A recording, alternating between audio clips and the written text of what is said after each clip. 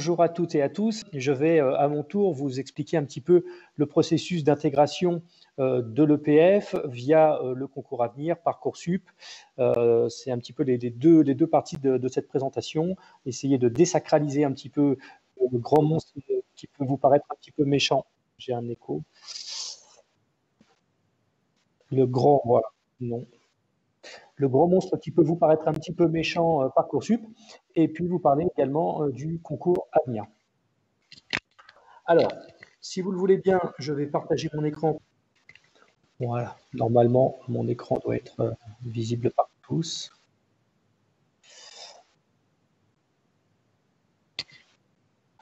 Alors, le concours Avenir est aujourd'hui un concours commun à 7 grandes écoles d'ingénieurs qui sont réparties sur 12 campus distincts, puisque certaines de ces écoles, et c'est le cas de l'EPF, proposent plusieurs campus. Alors ces écoles, vous les voyez apparaître ici. Ce sont l'ECE, l'EXI, l'EPF, les CIGELEC, les SILV, les ITC Caen et les STACA. Vous verrez que l'ensemble de ces écoles propose à elles toutes de vous former dans les différents domaines de l'ingénierie que vous voyez affichés ici. Elles couvrent, autant dire, quasiment toutes les domaines d'ingénierie qui sont susceptibles de vous intéresser à la sortie de la terminale ou de vos études supérieures. Le concours Avenir est un concours commun aujourd'hui qui se développe sous 4 processus de sélection distincts. Le plus important pour nous, c'est le processus Avenir Bac, qui concerne exclusivement les élèves qui sont actuellement en classe de terminale, que ce soit de la série générale ou de la série technologique, donc des gens qui n'ont pas encore leur bac. Ce processus Avenir Bac est intimement lié à la plateforme Parcoursup, dont on va parler juste après. Le deuxième processus est le processus Avenir Plus pour les candidats qui sont déjà bacheliers. Quoi que vous ayez pu faire après, si vous avez déjà entamé des études supérieures et que vous souhaitez rejoindre les écoles d'ingénieurs du concours Avenir en admission dite parallèle, que ce soit en deuxième, troisième ou quatrième année, il vous faudra passer par le processus Avenir Plus. J'entends, j'ai l'impression, un micro qui du coup est un petit peu perturbant. Je ne sais pas si on peut couper tous les micros, mais voilà.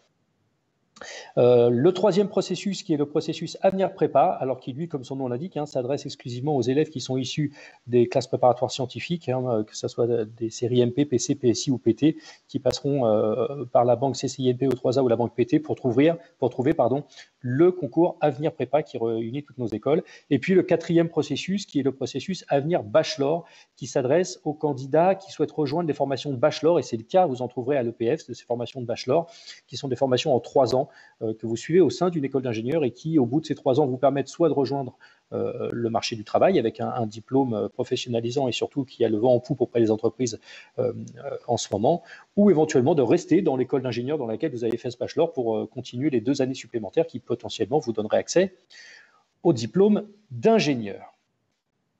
Alors, le concours Avenir, pour que vous sachiez un petit peu le nombre de candidats qui s'est présenté au concours l'année dernière. Alors, pour ce qui est du processus Avenir Bac et des élèves de terminale S, comme on les appelait dans l'ancien monde, un peu plus de 10 000 candidats ont tenté leur chance l'année dernière. Environ 720 candidats issus de la série STI2D. Voilà, ça c'est pour les élèves de terminale des 2 filières proposées. 5500 candidats un peu plus pour la plateforme Avenir Plus, des candidats donc déjà bacheliers qui ont souhaité rejoindre nos écoles en admission parallèle. 4200 candidats issus de maths P, de classe préparatoire scientifique, et 1000, presque 200 candidats pour intégrer les différents bachelors réunis au sein du concours Avenir des différentes écoles. Ce qui fait au total un peu plus de 21 700 candidats qui ont à un moment tenté leur chance au concours Avenir l'année dernière. Ces chiffres font du concours Avenir aujourd'hui le concours le plus attractif d'abord en termes de candidats souhaitant intégrer nos écoles et au regard du nombre de places qui est proposé à chaque fois, pour ce qui est des écoles privées également, le concours le plus sélectif. Alors, je vais commencer par m'adresser aux jeunes et à leurs parents aujourd'hui derrière leurs écrans qui sont encore au lycée, que ce soit à seconde, peut-être qu'il y en a-t-il, première ou terminale, et qui souhaitent rejoindre les écoles du concours Avenir directement après le bac. Il vous faudra donc passer par la procédure Avenir Bac qui elle-même se trouve sur Parcoursup. Alors, je vous annonce un petit peu en amont que le slide que je vais vous présenter ici est un petit peu et volontairement anxiogène, mais ne vous inquiétez pas, on va désacraliser tout ça. Anxiogène parce qu'il répertorie les règles de base de Parcoursup qu'il vous faut quand même connaître pour bien comprendre la suite. Alors, Parcoursup, c'est le site sur lequel vous allez devoir réaliser votre liste de vœux. Et cette liste de vœux, elle va vous permettre d'indiquer au ministère quels sont vos choix d'études dans le supérieur l'année prochaine. Et cette liste de vœux ne pourra pas contenir plus de 10 vœux maximum dans cette liste. Certains de ces vœux contiendront des sous-vœux, on va y revenir juste après, et vous devez savoir que vous n'avez pas le droit à plus de 10 sous-vœux dans un même vœu, et que vous n'avez pas le droit à plus de 20 sous-vœux au total de l'ensemble de vos sous-vœux. Mais il est surtout important de noter que les sous-vœux des écoles d'ingénieurs ne sont pas pris en compte dans la totalité des sous-vœux. Voilà. Alors, si vous lisez ça comme ça, je vous l'ai dit, hein, ça peut paraître un petit peu anxiogène, mais vous allez voir, on va prendre un exemple qui va vous montrer que Parcoursup n'est pas un monstre aussi méchant qu'il n'y paraît.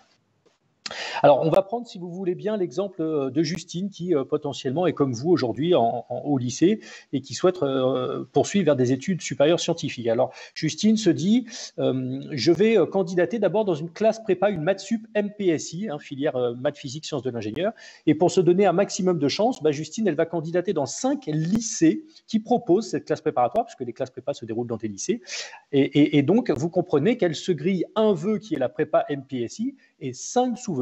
Pour que vous puissiez bien suivre la suite de cette conférence, je vais vous donner un petit moyen mémotechnique et qui vous servira probablement sur le reste de l'année également. Notez qu'un vœu, c'est qu'est-ce que je veux faire. Un sous-vœu, c'est où je veux le faire. Et ce qui intéresse Parcoursup, principalement, c'est où vous serez assis l'année prochaine, dans quel banc, de quelle salle, de quelle école. Voilà. Donc, un vœu, qu'est-ce que je veux faire? Un sous-vœu, où je veux le faire. Donc, vous comprenez que là, Justine se grille un vœu sur les 10 auxquels elle a le droit. Hein, je vous l'ai dit, votre liste de vœux, c'est 10 vœux maximum. Justine aurait pu mettre, si elle le souhaitait, 10 sous-vœux maximum dans ce vœu. Elle a choisi de n'en mettre que 5. Et donc, elle en a grillé 5 sur ses 20. Et puis, Justine se dit, je vais candidater également dans une formation professionnalisante courte en 2 ans, qui est un DUT informatique. Et pour se donner un maximum de chances d'être admise dans un de ces DUT, elle va candidater dans 6 établissements, 6 IUT qui préparent à ce DUT, qui sont dans son environnement géographique, on va le dire, proche de chez elle. Et donc là, vous comprenez que Justine se grille un deuxième vœu, le DUT, qu'est-ce que je veux faire, DUT informatique, et elle passe à 11 sous-vœux, elle en avait 5, elle en rajoute 6, 6 et 5, 11. D'accord? Donc Justine est à 2 vœux et 11 sous-vœux. Et Justine se dit, je vais également candidater aux écoles d'ingénieurs post-bac, et pour cela, elle veut candidater au concours à venir. Et c'est là qu'interviennent les 2 particularités d'un concours commun. La première, c'est que Justine n'est pas, dans le cadre d'un concours commun, comme le concours à venir, limitée à 10 sous-vœux. Elle peut en mettre tant qu'elle veut. Alors là, elle a choisi de n'en mettre que 7. Vous noterez que le concours à venir vous proposera 12 sous-vœux, parce que ce sont 7 écoles, mais réparties sur 12 campus. Et un sous-vœu, je vous l'ai dit, c'est où je veux faire ce vœu. Donc chaque campus est considéré comme un sous-vœu. Donc vous trouverez au sein de Parcoursup, je le répète, pour le concours à venir, 12 sous-vœux qui sont les 12 campus des 7 écoles. Là, elle n'a choisi de candidater que dans 7 campus. Ça, c'est la première spécialité. Elle aurait pu en mettre 12 au lieu de 10. Et la deuxième particularité, c'est que quel que soit le nombre de sous-vœux que Justine va mettre ici, ils ne seront pas décomptés dans ses sous-vœux totaux. Donc Justine, qui était à 2 vœux sur 10 et à 11 sous-vœux sur 20, passe à 3 vœux sur 10, elle rajoute quand même un vœu, hein, le vœu du concours à venir, qu'est-ce que je veux faire, mais les sous-vœux qu'elle a rajoutés d'école d'ingénieur ne sont pas pris en compte, elle reste à 11 sous-vœux. Et puis Justine se dit, tiens, j'ai candidaté tout à l'heure dans une classe prépa MPSI. Là, je vais cette fois-ci candidater dans une classe prépa PCSI, physique, chimie, sciences de l'ingénieur. Et puisqu'on a dit à Justine qu'elle avait le droit à 10 sous-vœux maximum, c'est-à-dire 10 candidatures pour essayer d'avoir une place dans une prépa PCSI, elle met les 10 en se disant je vais maximiser mes chances. Et là, si vous suivez attentivement, vous voyez que ce n'est pas possible parce que Justine passe à 4 vœux, jusque-là tout va bien, mais elle avait 11 sous-vœux, si elle en rajoute 10, elle passe à 21 sous-vœux, et ce n'est donc pas possible.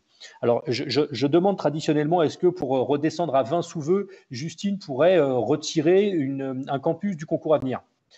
Et la réponse est non. Alors, elle pourrait le faire, hein, mais ça ne changerait pas. En tout cas, ça ne changerait rien à sa problématique. Elle serait toujours à 21 sous-vœux. Il faudrait là qu'elle retire un sous-vœu, par exemple de la prépa PCSI, par exemple de l'IUT ou de la prépa MPSI qu'elle avait fait juste avant. Et pour se retrouver avec les 20 sous-vœux sur les 20. Voilà, normalement, tout cela doit être assez clair pour vous.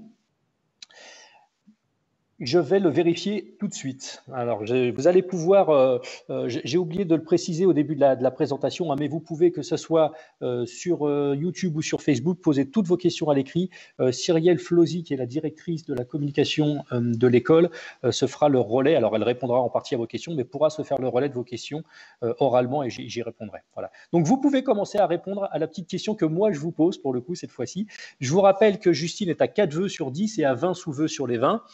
Justine peut-elle, selon vous, rajouter un DUT statistique et informatique décisionnelle à sa liste de vœux? Est-ce qu'elle peut candidater? Tout à l'heure, c'était un autre DUT, hein, c'était un DUT informatique. Là, c'est un DUT un peu dans le même style, mais un autre DUT, statistique et informatique décisionnelle. Voilà. Je vous laisse répondre un petit peu sur les réseaux pour voir si vous suivez la présentation, si vous êtes des bons élèves. Cyrielle me donnera les résultats.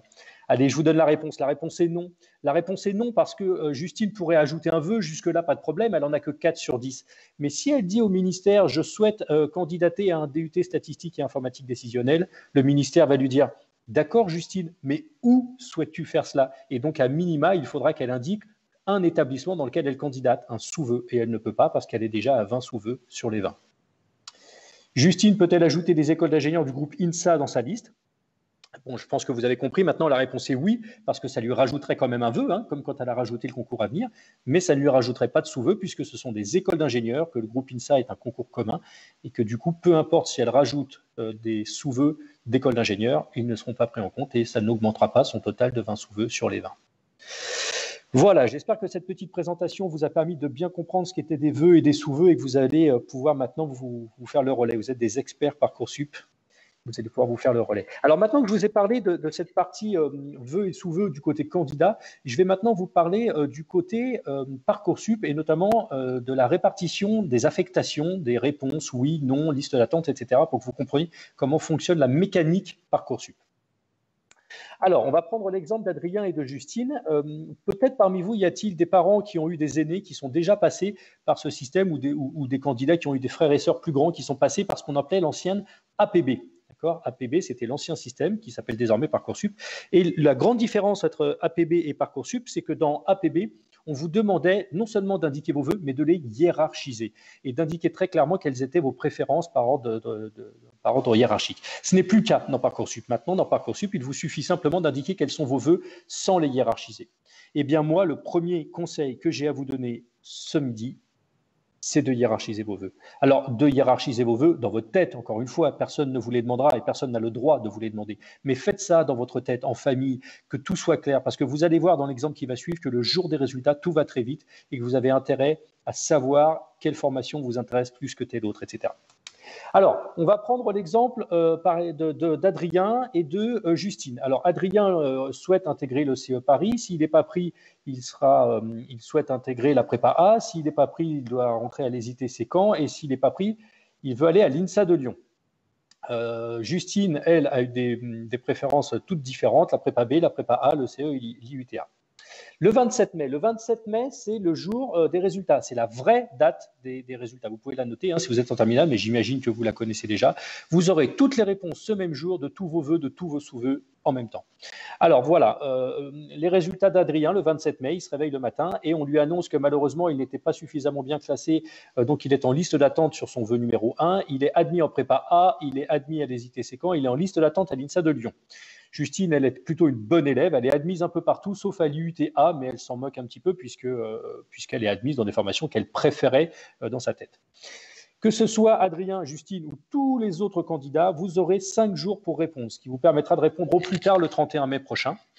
Adrien va devoir obligatoirement répondre oui à l'une des admissions qu'il a eues. Et une seule, évidemment, Adrien ne pourra pas être à 2 endroits en même temps à la rentrée prochaine. Donc, il dit naturellement oui à la prépa A, puisque c'est la formation qui l'intéresse le plus. En disant ce oui à la prépa A, il devient automatiquement démissionnaire de l'ESITC Caen, puisqu'il ne peut pas garder les deux. Et puis, Parcoursup va lui dire, d'accord, Adrien, et maintenant, que souhaites-tu faire de tes listes d'attente ? Alors, assez naturellement, Adrien va dire, je garde ma liste d'attente sur mon vœu à l'ECE Paris, puisque si une place se libère, je préfère ça à la prépa A. Mais ne me gardez pas ma place à l'INSA de Lyon, parce que si une place se libère et que vous m'appelez, je ne la prendrai pas. Je suis déjà admis dans une formation, la prépa A en l'occurrence, qui m'intéresse plus que l'INSA de Lyon. Vous le comprenez, Justine fait la même démarche. Elle dit naturellement oui à la prépa B, qui était son vœu préférentiel dans sa tête. Automatiquement, en disant ce oui, de la même façon, elle devient démissionnaire de la prépa A et de l'ECE Paris. Pour ce qui est de l'IUTA, elle était refusée. Mon Dieu, elle ne peut pas faire grand-chose. Imaginez deux choses. Imaginez que Justine fasse cette réponse le 28 mai. Elle est dans les délais. Mais imaginez surtout que Adrien, malheureusement pour lui, était le premier sur la liste d'attente de l'ECE Paris. Alors, le 29 mai, puisque Justine, en disant oui à la prépa B, a libéré la place à l'ECE Paris, alors cette place sera proposée à Adrien, qui se réveillera le matin avec, comme quelques jours auparavant, 2 possibilités d'admission à l'ECE Paris, à la prépa A. Justine, elle est en train de faire toutes ses inscriptions pour la rentrée prochaine. Adrien va naturellement répondre oui à l'ECE, puisque c'était son vœu numéro 1 dans sa tête. Automatiquement, en disant ce oui, maintenant je crois que vous l'avez compris, il devient démissionnaire de la prépa A. Si Adrien fait ça le 30 mai, vous comprenez que le 31 mai, la personne qui était la première sur liste d'attente de la prépa A va se voir proposer la place qu'Adrien a libérée en répondant, lui, de son côté, oui à l'ECE, voilà, etc., etc. Voilà comment se passent les affectations dans Parcoursup. J'espère que vous avez suffisamment de visibilité sur vos ordi ou sur vos téléphones pour voir cette animation qui, normalement, vous désacralise un petit peu tout le côté Parcoursup. Je vous affiche ici le calendrier de Parcoursup que j'imagine vous connaissez aussi. Hein. Parcoursup va ouvrir le 21 décembre. Alors le 21 décembre prochain, vous ne pourrez que visiter le site Parcoursup et voir quelles sont les formations qui y sont référencées. Vous ne pourrez pas faire de vœux. Vos vœux, vous ne pourrez les faire que à partir du 20 janvier au 11 mars. Jusqu'au 11 mars. Le 11 mars, la cloison deviendra définitivement hermétique. Vous ne pourrez plus ajouter de vœux. Tout ce que vous pourrez faire jusqu'au 8 avril, c'est compléter les dossiers que vous avez faits avant le 11 mars. Voilà. Et les résultats auront lieu le 27 mai. C'est le 27 mai que vous connaîtrez tous les résultats de tous vos vœux et sous-vœux. Je vous l'ai dit juste avant. Le 16 juillet étant la fin de la procédure principale de Parcoursup, qui devrait normalement être une date à laquelle vous saurez, je vous le souhaite à toutes et tous, ce que vous ferez à la rentrée prochaine. Alors, une des questions que l'on nous pose beaucoup en ce moment, évidemment, hein, eu égard à la mise en place de la réforme du bac, c'est qui peut être candidat au concours à venir. La première réponse que je vous donnerai, elle est assez directe et assez simple, tout le monde. Et évidemment, je vais nuancer. Tout le monde parce que personne ne sera empêché sur Parcoursup de candidater au concours à venir à partir du moment où vous préparez un bac d'une série générale ou un bac technologique de la série STI 2D. Malgré tout, les formations présentes au sein du concours à venir sont toutes des formations d'ingénieurs scientifiques habilités par la CTI de haut niveau, qui demandent donc idéalement à leurs candidats de disposer de solides compétences en mathématiques, acquises autant en classe de première qu'en terminale. Je n'ai normalement pas le droit de vous le dire ainsi, mais vous comprenez dans cette phrase-là que la spécialité mathématique vous est fortement conseillée autant en classe de première qu'en classe de terminale. En classe de première, vous pourrez ensuite choisir une deuxième spécialité, idéalement scientifique, elle aussi, quelle qu'elle soit, physique, SI, numérique ou SVT. Et puis une troisième spécialité qui, là, pour le coup, est très libre, qu'on appelle plutôt, nous, de notre côté, la spécialité de cœur, qui, si vous avez envie de faire un peu autre chose que du scientifique, est tout à fait possible. En revanche, en terminale, on vous demandera, donc je l'ai dit tout à l'heure, de conserver les mathématiques et de conserver à minima, de préférence, une spécialité scientifique, là encore, quelle qu'elle soit. Deux précisions quant à ce que je viens de vous dire. La première concerne l'option mathématiques experte, qui n'est bien entendu pas obligatoire pour candidater au concours à venir et qui ne sera pas non plus prise en compte au moment de l'étude du dossier dont je vais vous parler juste après. Cela nous permet d'avoir une étude de dossier équitable car nombreux sont les candidats qui sont dans des lycées qui malheureusement ne proposent pas cette option mathématiques experte et des candidats qui auraient aimé pouvoir prendre cette option mais qui n'ont pas pu la prendre parce qu'elle n'était pas disponible dans leur établissement. Donc pour juger tous les candidats sur un pied d'égalité, nous ne prenons pas en compte cet enseignement optionnel de maths experte. Mais si vous l'avez pris et si c'est votre cas aujourd'hui derrière vos écrans, surtout ne le regrettez pas, hein, ça vous servira quoi qu'il arrive toujours, à minima dans l'épreuve de maths dont je vais parler juste après et à coup sûr pour la poursuite de vos études scientifiques derrière. Une deuxième précision, si vous n'avez pas suivi l'option la spécialité mathématiques en terminale et que vous avez conservé, je prends un exemple, physique et SVT, vous pourrez, je le répète, être candidat au concours à venir, mais notez bien que vous devrez, et même si vous avez fait l'option maths complémentaire cette fois-ci, vous devrez malgré tout, comme tous les candidats, hein, on a vraiment un concours très équitable, composée sur l'épreuve de mathématiques, dont je vais vous parler juste après, qui, elle, est basée sur le programme de la spécialité mathématique de la classe de terminale. Donc, à vous de vous approprier à minima les programmes de cette spécialité mathématique pour vous donner un maximum de chances de réussir ces épreuves. Alors, le processus du concours à venir, on y vient maintenant. Comment le concours à venir classe ses candidats, puisque c'est bien notre travail aujourd'hui, c'est de classer les candidats entre eux. Le premier réflexe que l'on va avoir va être de classer les candidats sur l'étude de leur dossier. De quoi est composée cette étude de dossier? Elle est composée des notes, des bulletins que vous avez obtenus en classe de première, toute votre classe de première, et en classe de terminale sur les 2 premiers trimestres ou le premier semestre de terminale, et les éléments de votre fiche à venir. On prendra en compte les notes, et quelle que soit leur forme, les notes des EC que vous avez obtenues, EC1 et EC2. Les EC1 pour les élèves qui sont en terminale, dont vous devriez pouvoir disposer puisque vous avez dû les passer l'année dernière avant que le monde bascule. Et les EC2 qui devraient cette année, normalement, être sous forme, je le conçois, de contrôle continu, mais malgré tout, une note différente des moyennes que vous avez pu obtenir sur vos bulletins. Et puis, nous prendrons également en compte les notes que vous avez obtenues aux épreuves du bac, en fin de première pour le français, oral et écrit, et en milieu de terminale pour les 2 spécialités que vous aurez conservées en terminale. Les notes de vos bulletins seront pondérées par la moyenne de la classe, ou en tout cas la moyenne de votre groupe, puisque la notion de classe aujourd'hui va être un petit peu bousculée, puisque la diversité des profils aujourd'hui fait un petit peu exploser cette notion de classe, mais on parlera plutôt du classement d'un candidat dans son groupe de spécialité, principalement. On prendra éventuellement en compte le lycée de provenance, des statuts de sportifs de haut niveau, etc., etc. Tout ça donne un premier classement de tous nos candidats, du premier au 10 millième, pour faire simple. Disons que nous avons 10 000 candidats, comme un peu l'année dernière. Et ce pré-classement va être divisé en 2 parties très inégales. La première partie, qui est vraiment une faible minorité, qu'on appelle des grands classés, qui sont vraiment les meilleurs dossiers, à qui on va dire votre dossier est tellement bon que vous n'avez pas besoin de faire vos preuves et vous ne serez pas convoqué aux épreuves écrites du 25 avril prochain.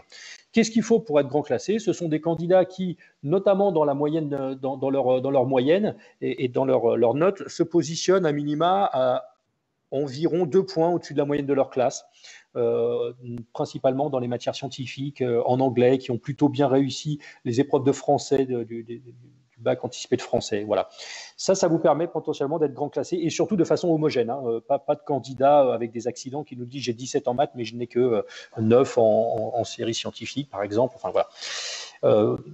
On s'aperçoit, quand on regarde les candidats qu'on avait déclarés grand classés au mois d'avril et qu'on regarde leurs résultats au bac au mois de juin, on s'aperçoit, et c'est un petit peu satisfaisant pour nous, il faut le reconnaître, qu'on avait plutôt bien fait le boulot, puisque 94% d'entre eux ont obtenu la mention bien ou très bien. Si ce n'est pas votre cas, alors dans ces cas-là, comme tous les autres, et le tout c'est en majuscule, parce que j'insiste sur le fait que personne n'est éliminé à la suite de l'étude du dossier. Donc tous les autres candidats sont convoqués aux épreuves écrites qui auront lieu cette année le 25 avril. Alors, pourquoi est-ce que nous avons décidé de conserver les épreuves écrites? Vous l'avez peut-être suivi, d'autres concours ont fait le choix de supprimer ces épreuves écrites, pour une bonne partie d'ailleurs, pour plusieurs raisons. La première, c'est que nous avons un tempérament plutôt optimiste au concours à venir et qu'on voit une situation sanitaire qui semble s'améliorer, et on le souhaite tous, qui ira de mieux en mieux, des examens qui sont actuellement autorisés en présentiel par le ministère de l'Enseignement supérieur, de la Recherche et de l'Innovation, des lycées, des universités, des grandes écoles qui reprendront l'ensemble de leurs cours en présentiel théoriquement dès le 3 février et peut-être même un petit peu avant, et des évaluations et des partiels qui se déroulent déjà en présentiel dans nos propres écoles. Donc il aurait été difficile pour nous, si vous voulez, de dire à nos candidats, on accueille nos élèves dans nos écoles, on leur fait passer des partiels dans des conditions d'examen, vous allez au lycée, etc., mais on ne vous accueille pas pour passer des épreuves. D'autant que les épreuves du bac, les épreuves de spécialité, EDS voulant dire épreuves de spécialité, sont elles aussi pour le moment maintenues. Voilà. il y a surtout, donc ça c'est pour la partie logistique, il y a surtout une demande forte de nos candidats qui aujourd'hui nous indiquent qu'ils sont titulaires d'un dossier qui depuis 2 ans a connu forcément des accidents avec la suppression des EC, avec tous les problèmes qu'il y a pu y avoir liés à la crise Covid, des périodes de confinement, etc. La notion de classe qui n'existe plus vraiment, des contrôles continus, des notes manquantes. Voilà, et qui ne sont pas forcément très à l'aise avec ce dossier, et à qui on dit le concours Avenir va se différencier des autres concours et va vous donner, alors ce qu'on peut appeler une deuxième chance, en tout cas une possibilité de montrer réellement la valeur de vos connaissances en passant un concours sur des épreuves réellement équitables.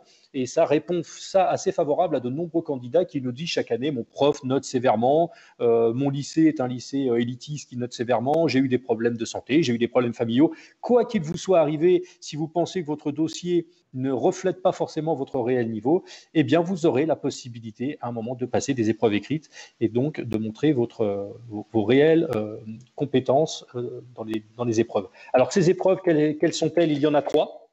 Elles apparaissent ici. Une épreuve de maths, COEF 6, 1h30. Une épreuve de sciences, COEF 4, 1 heure, donc sur laquelle je vais revenir juste après parce que c'est une épreuve un petit peu originale et inédite dans les concours d'ingénieurs. Et une épreuve d'anglais, COEF 2, 30 minutes. Il est important de noter que la note de votre dossier qui fait que vous n'avez pas été grand classé parce que votre dossier n'a pas été jugé suffisamment bon pour cela et que vous avez été convoqué, cette note de dossier compte encore pour un COEF 8. Donc, j'imagine qu'il y a beaucoup de scientifiques autour de la table aujourd'hui. Vous avez, j'imagine, fait le total des coefficients et donc calculé que la note de dossier comptera encore pour 40% de la note finale et que 60% sera composé des notes que vous aurez obtenues aux épreuves écrites. Au concours Avenir, je le répète, et ça rejoint ce que je vous ai dit juste avant sur la nécessité de pouvoir valoriser vos compétences au travers d'épreuves écrites et pas seulement au travers d'un dossier qui depuis 2 ans subit des aléas. Les épreuves écrites sont majoritaires dans la note finale. 60% de la note finale est composée des épreuves écrites au concours Avenir. Alexandre, excuse-moi, je te coupe pour te remonter une question d'Alexia qui demande dans l'étude de dossier, quelles notes ont le plus de poids? Notes des bulletins ou notes des EC ou du bac français? Enfin, voilà. D'accord. Alors, pour ce qui est de l'étude du dossier, Alexia, dans les notes des bulletins, ce seront majoritairement les notes des matières dites scientifiques et de l'anglais. Pour ce qui est des EC, alors je ne sais pas si je peux revenir. Pour ce qui est des EC, évidemment, on apportera une attention un petit peu particulière, mais très légère à l'enseignement scientifique. Mais là encore, c'est vraiment léger parce qu'on va vouloir aussi de ce côté-là prendre en compte l'homogénéité de nos candidats et qu'il est important, je crois l'avoir dit tout à l'heure, le concours Avenir cherche des candidats qui n'ont pas un parcours accidenté, c'est-à-dire qu'ils vont nous dire je suis très bon dans telle matière, par contre je suis très mauvais dans telle autre. Il faut vraiment des résultats homogènes, autant en première qu'en terminale. Alors pour le coup, la question, c'était pas dans la question, mais je peux le préciser, les notes de première ne comptent pas moins ni plus que les notes de terminale, qui sont toutes prises en compte à niveau égal. Et voilà, donc sur les notes du bulletin, les matières scientifiques, l'anglais, sur les EC, un petit peu l'enseignement scientifique, mais très peu, et principalement l'ensemble des EC. Voilà. Et les notes du bac, évidemment que les notes des 2 spécialités seront légèrement favorisées, prises en compte. Voilà. J'espère que j'ai répondu à votre question, Alexia. Pour les centres d'examen pour le concours Avenir, ils sont au nombre de 30. On est même d'ailleurs en train d'en rajouter, mais vous trouverez tout ça au moment de votre inscription. Vous choisirez complètement librement votre centre d'examen au moment de votre inscription dans Parcoursup. Les épreuves, les 3 sans exception, ont lieu sous forme de QCM, questionnaire à choix multiples. On vous pose une question, on vous propose 4 réponses, à vous de trouver laquelle est la bonne.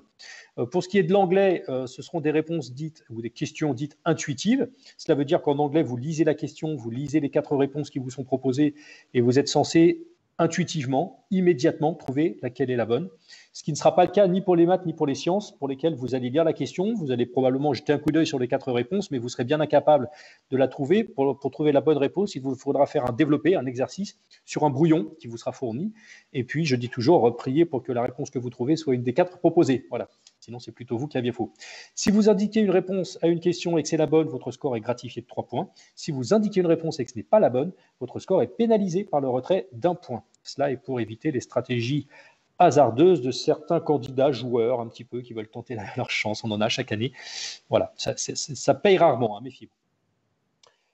L'épreuve de sciences, je vous explique un petit peu en 2 mots à quoi elle concerne. Alors d'abord, la première chose à bien noter, c'est que cette épreuve de sciences ne contiendra pas de mathématiques, hein. Nous avons une épreuve de mathématiques, vous l'avez noté à part, pas de mathématiques dans cette épreuve de sciences. Cette épreuve de sciences, ça sera composée de 4 mini-sujets, appelons-les comme ça, qui vont chacun regrouper 30 questions concernant les 4 autres spécialités scientifiques à part les maths, la physique, le SI, le numérique, le SVT.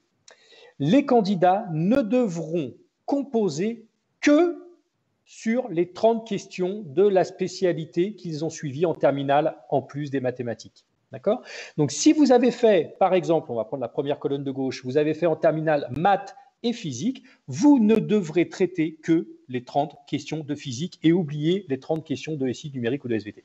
Donc, vous traitez les 30 questions de physique et vous verrez qu'à la fin de ces 30 questions de physique, il y a également 9 questions dites bonus qui, elles, pour le coup, concernent les autres spécialités. 3 questions sur de numérique, 3 questions de SI, 3 questions de SVT, dans le cas des 30 questions de physique, hein, j'entends évidemment. Et ces questions bonus seront des questions accessibles. Vous entendez dans accessible, facile, entre guillemets. L'idée pour le concours à venir, là, c'est de détecter des candidats qui, même s'ils ont fait par exemple physique, ont conservé une ouverture scientifique assez large et qui se sont quand même à minima intéressés un petit peu à ce qui se faisait dans les autres domaines scientifiques. Vous devrez traiter 6, en tout cas au maximum, vous ne pourrez traiter que 6 questions bonus parmi les 9 qui vous seront proposées. Comme je vous l'ai dit sur le slide juste avant, c'est 3 points de gratification à chaque fois. Si vous répondez bon aux 30 questions de physique, 3 x 3, 9, vous gagnez 90 points. Si vous répondez bon aux 6 questions bonus, 3 x 6, 18, ça vous fait 18 points. Le ou la meilleure candidate, ou les meilleurs, peut-être serez-vous plusieurs, obtiendront cette année un maximum possible de 108 points. Voilà, ça ne va pas chercher bien loin en termes de maths. Normalement, vous devriez pouvoir suivre ça tranquillement. Comment est-ce qu'on se prépare aux épreuves écrites? Idéalement, vous rentrez sur le site internet du concours à venir où vous trouverez des annales des années précédentes. Je vous conseille d'attendre peut-être un petit peu pour cela parce que, vous l'avez compris, nos épreuves ont évolué cette année avec la réforme du bac et que les épreuves des années précédentes n'étaient peut-être pas tout à fait identiques à ce qui vous attend cette année. Nous allons malgré tout vous mettre très prochainement des fausses annales, des sujets zéro comme on les appelle, très proches de ce qui vous attendra pour le coup cette année qui vous permettront de vous entraîner. Mais vous pouvez quand même y aller déjà et ne serait-ce que vous entraîner en anglais puisque l'épreuve d'anglais, elle, pour le coup, ne bouge pas et sera très proche de ce qu'on faisait les années précédentes. Une application mobile, évidemment, qui est intéressante, qui vous permet de vous entraider un petit peu partout et tranquillement. Et ça, c'est un vrai conseil, des journées de préparation durant lesquelles vous êtes encadré pendant une journée entière par des équipes ou des profs des écoles, dont une bonne partie d'entre eux font souvent partie du comité de conception des sujets. Donc, autant vous dire qu'ils connaissent bien l'environnement, ils connaissent bien le sujet, c'est le cas de le dire. Donc, en plus de faire effectivement des maths, des sciences, on vous donnera surtout plusieurs sessions avec tout un tas de conseils sur comment gérer son temps, à quoi ça sert de bâtonner ses réponses, qu'est-ce que ça veut dire que de bâtonner ses réponses pour gagner du temps, comment est-ce qu'on gère son stress, comment est-ce qu'on gère une grille réponse, comment est-ce qu'on annule une question sur une grille réponse, combien de fois peut-on changer d'avis, etc. Si vous avez toutes ces informations, vous arriverez à coup sûr beaucoup plus serein ou sereine le jour des épreuves. Et croyez-moi, sur une épreuve d'1h30 ou une épreuve de 2 heures, gagner en sérénité, savoir gérer son temps et son stress, c'est parfois synonyme de points précieux gagnés et donc de rangs gagnés. Une fois que vous avez passé vos épreuves écrites, on vous reclasse entre vous, on reclasse tous ceux qui ont passé les épreuves écrites et on les remet derrière les grands classés. Si je déclare cette année, je donne un chiffre complètement aléatoire, 700 grands classés, les meilleurs candidats à avoir réussi les épreuves écrites ne seront jamais mieux classés que 701e, 702e, 703e, etc. dans mon classement définitif que je remonte moi ensuite au portail Parcoursup, pardon. Ce portail Parcoursup qui utilise ce classement définitif pour vous attribuer vos places de la façon que je vous ai expliqué tout à l'heure dans le slide explicatif sur Parcoursup. Voilà, vous imaginez bien qu'il y a 3 critères qui sont pris en compte. Le premier, c'est évidemment votre classement au concours à venir. Vous avez plus de chances si vous êtes 1000e que si vous êtes 3000, 7000 ou 10 000e. Le deuxième critère, c'est le nombre de places qui est proposé par là ou les formations que vous gérez. Voilà, vous avez plus de chances si vous êtes 1000e dans une formation qui propose 500 places que si vous êtes 8000e dans une formation qui propose 10 places. Donc le nombre de places, évidemment, joue. Et puis le troisième critère que malheureusement, vous ne maîtrisez pas du tout, là, pour le coup, c'est les souhaits, les choix des candidats qui sont mieux placés que vous et qui donc potentiellement vont être acceptés et prendre les places avant vous. Je m'adresse maintenant pardon, aux élèves de terminale STI 2D. Peut-être y en a-t-il derrière les écrans aujourd'hui. Alors, vous allez voir que c'est assez rapide parce que c'est très similaire à ce que l'on fait pour les élèves de la série générale. Une étude de dossier sur les notes de classe de première, de terminale, des EC, les notes du bac, etc. La pondération par rapport à la classe, le lycée de provenance. Pour le coup, l'étude du dossier est très semblable. La différence se fait au moment du préclassement où là, on définit de la même façon des grands classés qui ont les meilleurs candidats et qui sont exemptés d'entretien parce que vous le voyez ici, les candidats pour la série STI 2D n'ont pas d'épreuve écrite, mais uniquement un entretien qui a lieu sur une date elle aussi unique. C'est le 17 avril. Je dis tout à l'heure le 25 avril, ce sont les épreuves écrites pour les élèves de la série générale, le 17 avril, l'entretien pour les élèves de la série STI 2D. Et la petite différence, c'est que là, pour le coup, tout le monde n'est pas admissible à l'entretien. Si votre dossier n'est vraiment pas jugé suffisamment bon, vous pouvez ne pas être admissible et ne pas être convoqué à cet entretien. Une fois que vous passez votre entretien, on vous reclasse entre vous, on vous remet pareil derrière les grands classés. Si je définis 200 grands classés, le meilleur candidat à avoir passé l'entretien sera 201e et je remonte mon classement définitif. La note finale pour les élèves de la série STI 2D, pour le classement définitif, est, elle, composée d'un tiers des notes des bulletins, un tiers des appréciations et de la fiche à venir, toujours des bulletins, et un tiers, évidemment, de la note que vous avez obtenue aux entretiens. Je fais très rapidement sur la fin pour vous parler d'avenir bachelor, puisque l'EPF notamment vous propose des bachelors. Au sein du concours Avenir et toujours au sein de Parcoursup, vous pourrez trouver 4 bachelors post-bac, dont les 2 proposés par l'EPF de Sceaux pour le digital et stratégie d'entreprise et de Montpellier pour l'assistant ingénieur efficacité énergétique, mais aussi 2 autres bachelors proposés par les CILF, qui étaient elles aussi membres du concours Avenir. Pour candidater à ces bachelors, il vous faudra passer de la même façon par Parcoursup. Ça vous ajoutera un vœu supplémentaire, obligatoirement. La petite différence, c'est que les profils éligibles à la candidature de ces bachelors est-elle pour le coup plus large, puisque en plus des séries générales et STI 2D, potentiellement les candidats des séries Techno, STA, V, pardon, STL, ST2S, STMG et certains bac pro peuvent également candidater à l'intégration de ces bachelors. Tout ça, encore une fois, sur Parcoursup, sous l'intitulé Avenir Bachelor, avec le calendrier Parcoursup classique pour tout le monde. Le processus de sélection, lui, est proche de celui des STI 2D, puisqu'il est composé d'une étude de dossier et potentiellement d'un entretien. Aucune épreuve écrite pour la sélection des bachelors. Avenir Plus, très rapidement 2 mots, parce que ce sera peut-être votre cas l'année prochaine ou dans 2 ans. Si vous décidez d'intégrer une autre formation que les écoles du concours Avenir et que vous souhaitez rejoindre les écoles du concours Avenir après avoir débuté un IUT, une licence, après avoir fait des études scientifiques supérieures, quelles qu'elles soient, vous passez par une plateforme qui s'appelle la plateforme Avenir Plus, qui, elle, pour le coup, est spécifique au concours Avenir, qui nous est spécifiquement dédié. Là encore, le processus est assez simple. Votre dossier scolaire, vos notes de bac et les notes que vous avez obtenues pendant vos études supérieures et un entretien. Avenir Prépa, s'il y a derrière les écrans aujourd'hui des élèves de classe préparatoire, j'imagine qu'ils connaissent déjà tout cela par cœur, puisque cela fait 2 ans qu'ils se préparent à passer les concours et que les calendriers doivent leur être déjà bien connus, avec des épreuves et des entretiens. Tout cela se passe sur le portail SCEI, mais là je ne m'étends pas parce que je suis persuadé que les élèves de prépa connaissent par cœur les procédures de candidature. J'en profite juste pour préciser que pour intégrer l'EPF après une prépa, ça se passe sur le concours Centrale Supélec. Et Alexandre, une petite question qui nous est venue de Alévar à propos des JPCA. À partir de quand les candidats pourront-ils s'inscrire au JPCA ?